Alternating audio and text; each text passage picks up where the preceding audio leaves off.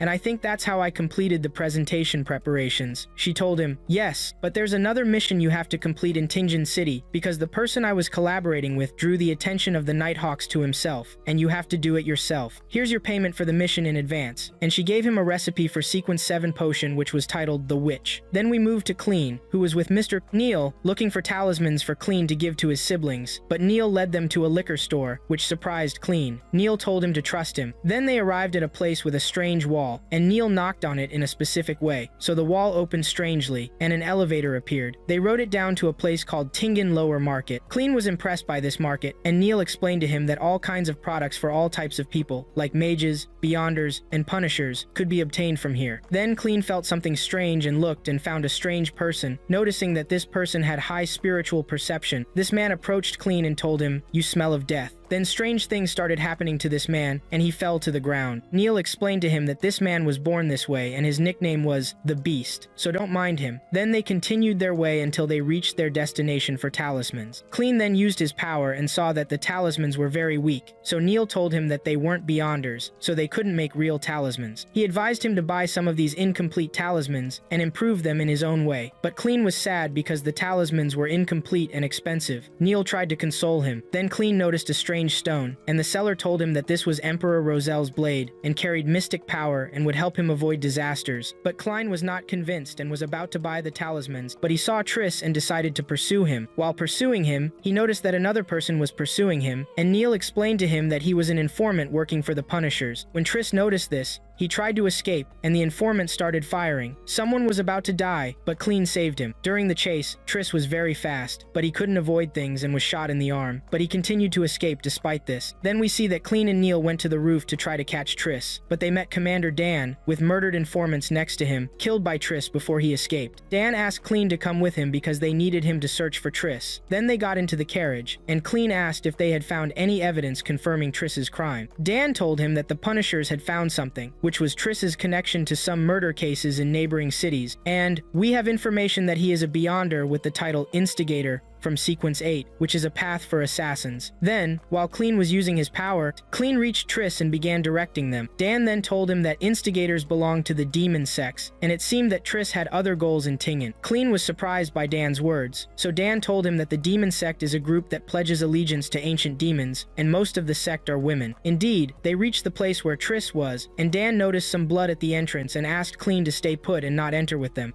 Klein was standing outside, worried about Trez because his next dose for Sequence 7 was only suitable for females. At that moment, people in the building started to leave due to the Nighthawks, and a girl accidentally bumped into Klein, but it seems she had some suspicions. Klein tried to help her, but she told him she was fine and just felt a little dizzy. Klein then used his power and seemed to notice something, but Dan interrupted his thoughts and pointed out that they hadn't found Trez. After these events, Trez disappeared without a trace, and they put up a wanted poster for him and continued searching for days without success. Because of this, the operation was halted, and things were quiet for a while. Klein was promoted to a full-time worker, earning £6 a week, which made him very happy. He also practiced his hobby as a fortune teller in his spare time to digest his dose well. In the tarot group, it seemed that the position of the hanged man had slightly shifted towards the fool after using the 3 honorable names, and the talismans had also been successfully completed. However, Klein's sister was puzzled because she didn't believe Klein when he told her that the prices of the talismans were cheap. Klein continued his combat training and mystical affairs, and he was very exhausted. Things remained calm for a while until the fateful day when Leonard knocked on Klein's door to summon him for a new mission. It seemed something suspicious was happening in the city of Tingen, as the death rate had increased 5-fold, but oddly enough, all the deaths appeared to be natural. Therefore, the matter was assigned to the Nighthawks. The Nighthawks began collecting evidence amid the ongoing tragic deaths, to the extent that a businessman set the workplace on fire to take revenge on the employees. There was something common among the deceased: they were mostly sick or homeless, and they were all on the verge of dying anyway. Klein felt sad for one of the women and gave her daughter some money, because this family's situation resembled his own. If it weren't for his brother's hard work, Klein wouldn't be here today. Klein used his ability to see what had happened, and realized that a woman touched the deceased lady's back in a strange way a little before her death. Apparently, the Nighthawks had indeed found the hand of a young woman in most of the deaths. We see someone messing with dolls, and it seems there is black magic at play. On the other hand, Dan was convinced that Trez was involved in this matter, and suspected he was cooperating with this woman, since the devil cult was mostly comprised of women. Klein was thinking about something, and it looked like Leonard had figured this out too. Then Leonard asked him to say what he and Klein had. Klein began explaining his theory, that all the deceased, regardless of whether someone was responsible for their deaths, were basically on the verge of dying, but their lives were forcibly taken by someone, almost as if being offered as a sacrifice to summon evil demons or to perform a wide-scale curse. This seemed to be the reason for the presence of the devil cult in Tingen. Everyone agreed with this theory, and Leonard began to flatter Klein, saying he was happy they had come to a conclusion together. It seemed they were the main heroes, and Klein was surprised Leonard referred to himself as a main hero, which made Klein question him about why he said this. Leonard told him everyone has their own secrets, but as long as you, Klein, don't threaten the Nighthawks, you'll stay my colleague. At that point, Dan was sure that what was happening was a ritual for something bad, so they had to find the location of this ritual quickly. Leonard gave Klein an item belonging to one of the deceased to track him down. Klein began using his power until he reached a place that left him shocked. The team headed there, but there was interference with Klein's power, preventing him from clearly seeing the location and getting there. So they narrowed down the search area after thinking it over and deduced the expected place for the next target. They indeed reached the location, and Dan praised Klein's abilities, then explained to him that they would use the nightmare ability so Leonard and his team could attack. They started executing the plan, and there was a girl in the house who felt something strange. However, when she looked out the window, she saw nothing. At that point, she took out some powder from her bag, cast a spell of invisibility, and went out to explore the area until she found one of the Nighthawks members and eliminated him. Once the member disappeared, she realized she was in a nightmare. Leonard took advantage of the opportunity and started attacking, managing to hit the girl and throw her away. Dan was about to catch her, but she cast a spell and escaped the nightmare, and a real battle started between her and the Nighthawks. Klein noticed that the girl had come out of Dan's nightmare, so he asked Dan not to approach the house no matter what happened, and if he faced any danger, he should retreat. Klein was shocked that the members of the Nighthawks from Sequence 8 were unable to eliminate this girl. When Leonard hit her, it became clear she was using a swap spell and transformed her body into parts heading towards Leonard to kill him. But Dan intervened just in time, and it turned out the girl had been watching everything happening from behind the window. Then she left her room and went to the dolls area to start casting a ritual to summon a chaos demon. The situation was unstable and began to get more dangerous, and there was a fierce battle taking place. It seemed Dan was injured, but he freed himself from the injury and entered the house, yet there were directed attacks towards him as well. Then he saw the ancient demon attacking him, so he unleashed his power, but unfortunately that worsened his illness to the point of spitting blood. The girl escaped outside and managed to hit Leonard with a thorn, then disappeared, leaving the thorn stained with Leonard's blood. Leonard tried to chase her, but to no avail. Then we see the girl use the thorn to curse Leonard with black magic. Leonard then pulled hair from his head and a nail from his hand and cast a spell to escape what was happening. Indeed, the girl thought she had killed Leonard, but he survived. Meanwhile, Klein was using his power to see the girl and remembered she was the girl who fell in front of him while they were chasing Trez. What surprised Klein was that the girl looked a lot like Trez, which made Leonard say this girl is Trez. The other members were amazed and asked why why Trez was disguising herself as a woman. Klein explained that Trez had transformed into a woman and wasn't in disguise, which explained his disappearance. Dan was shocked, but the conclusion made sense since all the members of this cult were women. The bigger shock was that Dan found out all the women in this cult had been high-ranking men who transformed into women. Later, we see Trez boarding a train, and everyone is staring at her because she now looks like a beautiful woman. Even when she decided to light a cigarette, many men appeared wanting to help her.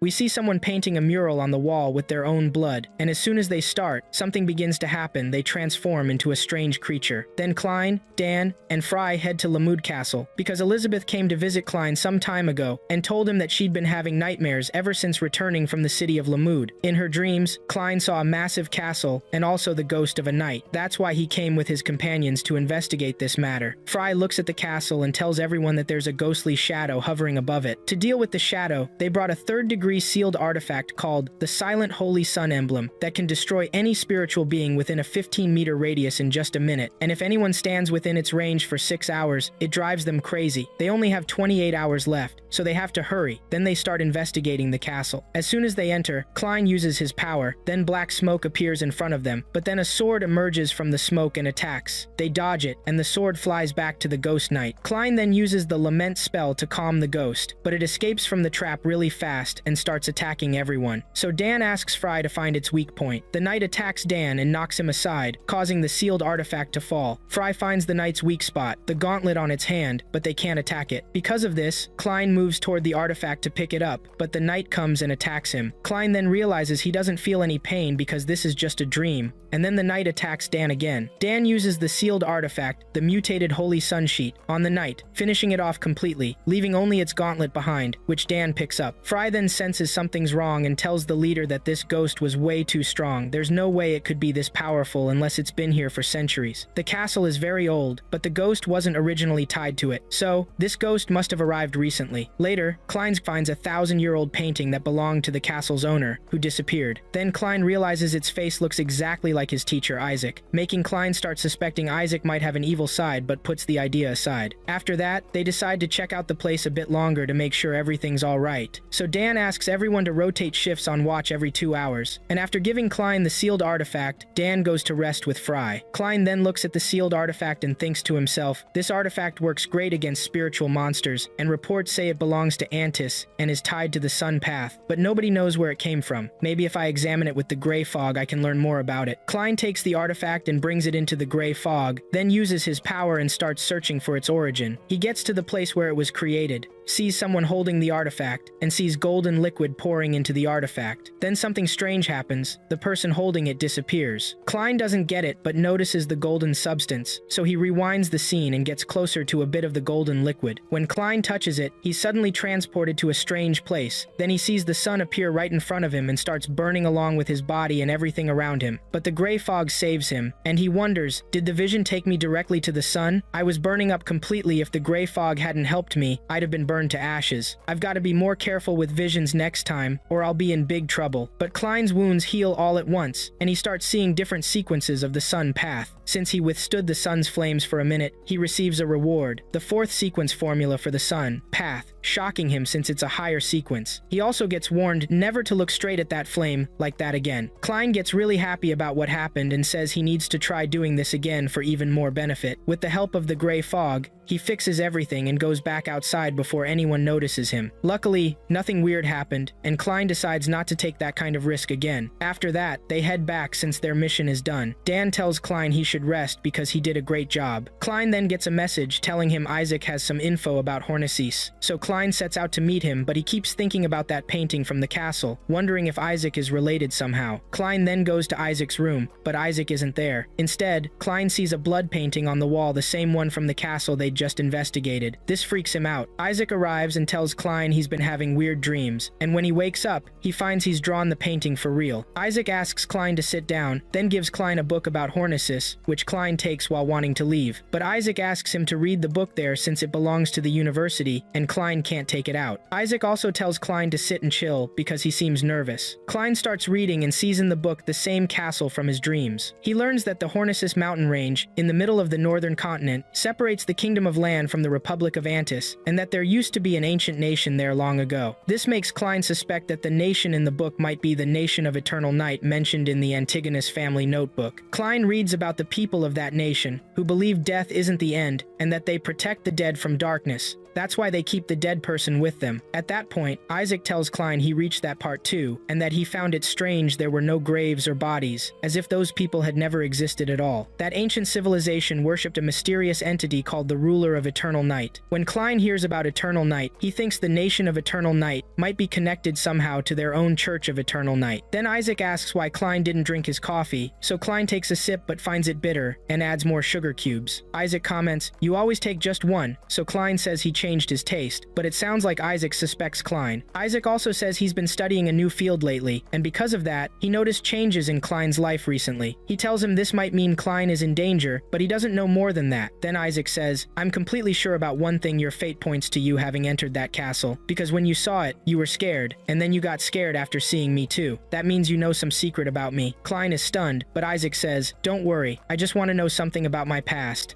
Klein decided to go to the castle. He was very nervous and brought Isaac with him, as their predictions had revealed that bringing him along would be safe. In fact, Isaac would even save him once, as long as he didn't reveal his secrets to the Nighthawks. Isaac was surprised because the castle in his dreams wasn't destroyed like this, and he was trying to remember what he had seen in his dreams. When they arrived at the castle and Isaac entered through its ancient gate, he suddenly stopped and told Klein that he had seen this place in his dreams before. "My child always used to play here with a huge sword in its courtyards." When Klein heard this, he realized that the ghost they had killed might be Isaac's son. Isaac began to wander around the castle until he found an ancient knight's sword. As soon as he picked it up, a strong wind blew, and the place began to restore itself. At that moment, Klein saw Isaac's dreams and memories. He saw the child playing with the sword in the same spot, but suddenly, Isaac's health slightly worsened, ending the vision. Klein went to check on Isaac, but then a secret passage suddenly opened in the wall, and a foul smell emanated from it. Klein and Isaac entered through the dark passage. The sight was horrific. They walked until they reached an ancient tomb, and when Klein saw it, he realized someone had tampered with it. Isaac opened the tomb with his trembling hands, and inside, he found the ghost's body, which the Nighthawks had previously destroyed. When Isaac saw his son's body, his rage ignited, and he threw Klein aside. All the spirits in the castle began to gather in that room. Klein wondered in confusion, since they had completely cleansed the place. What were all these spirits doing here? It seemed all these spirits now belonged to Isaac. Klein was suddenly transported into a vision from the past, where he saw soldiers gathering dead bodies and beginning to burn them. But suddenly, the soldiers began to flee because Isaac's dead body came back to life from amidst the flames, and Klein was shocked. An old woman prophesied that this type of magic would bring suffering, catastrophe, and death to everyone. After that, the soldiers fiercely attacked Isaac. He raised his sword and began to kill them one by one with superhuman strength, without mercy. But there were many soldiers, and they began to overpower Isaac with their large numbers. Just as they were about to kill him, a huge skeleton appeared to help him. This was Isaac's contracted monster, as Isaac possessed Sequence 2 of the Path of Death. Then Isaac and the skeleton killed all the soldiers. He continued to win his successive battles with great courage, and was a leader of soldiers, which earned him the title of Baron of Lemore City. Isaac then began to spend time with his family, but after some time, due to his curse, his army died, and his wife was also on the verge of death. Klein didn't understand what was happening. Then the child came and tried to talk to Isaac, his father, but Isaac lost control and accidentally attacked his son, throwing him far away. Because of this, Isaac decided to leave his son and wife and go far away so he wouldn't harm them. He began walking into the forest, abandoning everything. His son tried to call out to him, but Isaac kept going. After that, we see Klein trying to rouse Isaac until he succeeded, and things calmed down. Klein looked at the ghost's body but found its skull missing. Isaac then realized that his son's head had disappeared 3 months ago. He was furious and vowed that whoever stole his son's head would die a very painful death. Isaac began trying to find his son's skull by using his blood. That blood directly affected Klein, making him unable to understand anything. After that, they arrived at a different place with a huge door. As soon as the door opened, many skulls emerged from it. Isaac was looking for his son's head but didn't find it. Here, Klein once again noticed the invisible feather. Isaac spoke to Klein, telling him that he felt the same thing that would change his destiny. Then they went to bury Isaac's son's body. Isaac buried his son's body with his own hands. Then Klein asked him, "Do you remember your life now?" But Isaac told him, "No, only some fragments of memories have returned now, but I don't remember anything real, because every few decades I fall into a deep slumber, and when I wake up, I don't remember anything, but I know my true self because I still have my name, my basic knowledge, and my identity documents. After that, I dreamed as if I had lived many lives and excelled in all of them in the end, and now I remember that wasn't a dream, but reality. Perhaps this is because I am connected to death, and perhaps my solitude is the curse of a long life." Then Isaac looked at Klein and thanked him for bringing back his memories. He told him, "You don't know how it feels to have no past. It's like a ship at sea with no destination, but I have finally found my way." Klein began to feel that he was, in a way, like Isaac, and he thought to himself, "I am also alone in this world." But when he arrived home, Klein remembered that he now had Benson and Melissa. Even if he wasn't the real Klein, he still wanted to spend happy moments with them so he could create beautiful memories, because in the end, he would leave this world.